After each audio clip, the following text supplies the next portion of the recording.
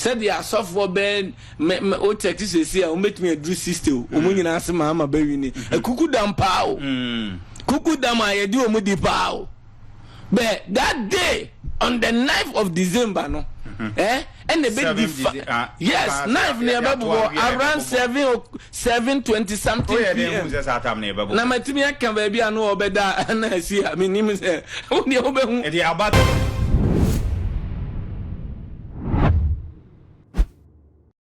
Abusiamu akwaba edeba too much is resources and any daily county media share me subscribe to me so na from me na de be on account se na be ya upload bi e be unsa ebetimi aka na busia enno e man peni da John Domani Mahama ne clergy a woni wo mu ekokodi ahia no na akwa trendy ye pa akwa fa nsem bebre na e de aba social media no so na Reverend Usu Bempa or trendy pa so fo bi owo kuma se edin oje so ene prophet Kusi Appiah enso e de nkrato akọ e de ma clergy a ekokohia e man peni da ene nisiru Reverend Usu Bempa kire wo mo se enye sofo ne sofo ene ne wo hu ne nyame aka ohu nyame adwene na wo kire ne nyame se enye ne ma adwene se enye ne misusu na ne no asofo de kokọ eri nyina ne wo mo se wo ma adwene no mo de kan ne wo mususu ye ne a wo mo de wo mafu ene hye nkom no na emom enye ne nyame aka chom prophet Paul Kusi Appiah kire se aba no de ono ena ebe kire baabi a ebe kwa akoto in fact wa kire da kra de beto aba no eda e de be declare ne ebesi nyina no prophet Paul Kusi Appiah e de atodwa eno ena me de ba besom said the software ben o text say o met me a do system o mu nyina ase Mahama bawi ni kuku dam pao kuku dam aye di o mu di pao but that day on the 9th of December no and the big yes 9th near around 7:20 something PM na matimi aka baby anu obeda na see I mean him say oni obehu e dey abatu aye me ba yensi ho ni ye na yentwam to se de be ye duru ho aye bebo abaya ye ba betutu ye betu ye betu no 7th December by bebo ndaben abano on the 8th and results ne kakra ebeba bebe choki on the 7th na ya to we if asem na okay yes results no be sha say ba omo be foz nema bi won ma security matter nti we bad am avoka just wadwu do obe pia no do no sira o nye bibi na make o every yes ma yes am do we asem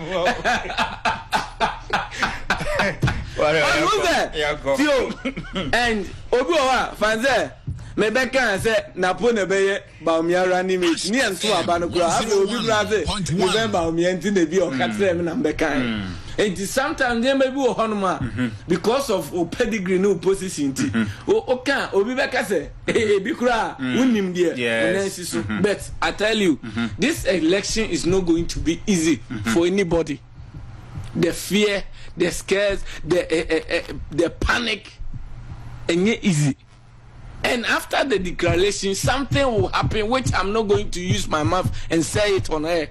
Say you two are being 7 enumerate by 9 7 something. How baby number on your declaration? On the 8th. Ebiba ahomate from 12 no air corner then 8 no by bed 3 plus ube who said there will be press conference upon press conference counter upon counter right there I'm a prophet of God okay to me say first yibeba the obedin kan be yes ho wi ni no onwini enti abaya ya twi party bi be di kan di America be press conference so wi but nente sa no wini result na ngasa be sa ba obi so be ba be ye de on be sa ye e be kokoso sa e be delay the final declaration no e be delay on the 8th na fe anope to awie nyina obe ho se bi ma na kroma yedin obi a chen o man ni na o man ni mo ye huhu so hu de me ye me sa no man ni mo ye huhu on te then on the 8th from 6 PM going then some results will start coming.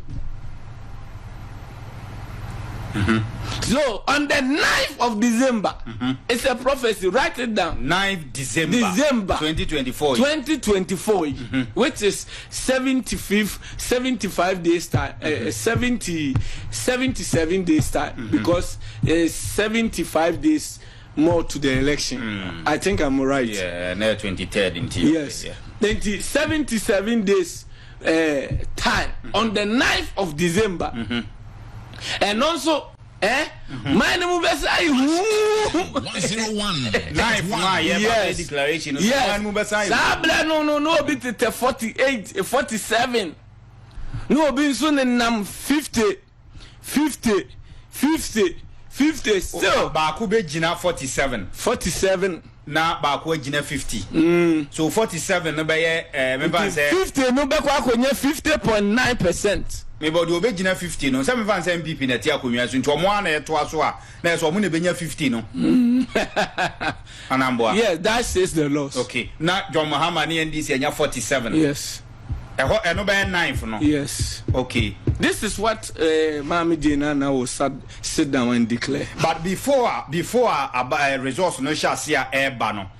When the leaders are now say ya na be kona MPP e be leaders are Kusi e be kwa kudu si aboba ban. The results now bedin can start from Saturday na homa channel then and na make us say obi bedin can be ka so wini no onwini. The results e be ba Saturday ne be ma NDC edikan. I don't know ma ba be press conference o ma wini. Yes. But later on na enu 9 na ni nyina amra wi no. Yes. Na asesa and people will win the elections. In Zebusia, Prophet Kusi Appiah so de eno de abago na enter 7 December enya maye ema so abayi de busia ensam no say ya na beko no say ya na beto no ne bibu kra e say prophet abana yeto no Ghana ha no yeto no 7 December na yeto aba Ghana o ha 7 December ema ensam bobo no da na ada enti yato abana 7 December definitely na emre kakaba beto so ansa na isi no aba bonten aba be declare say wo be kire say ye beto abana 7 December 8 9 na ba be declare eno no enyankom hye eyade etaisi na walk into say san Kusi a enyankom hye enyanwanwa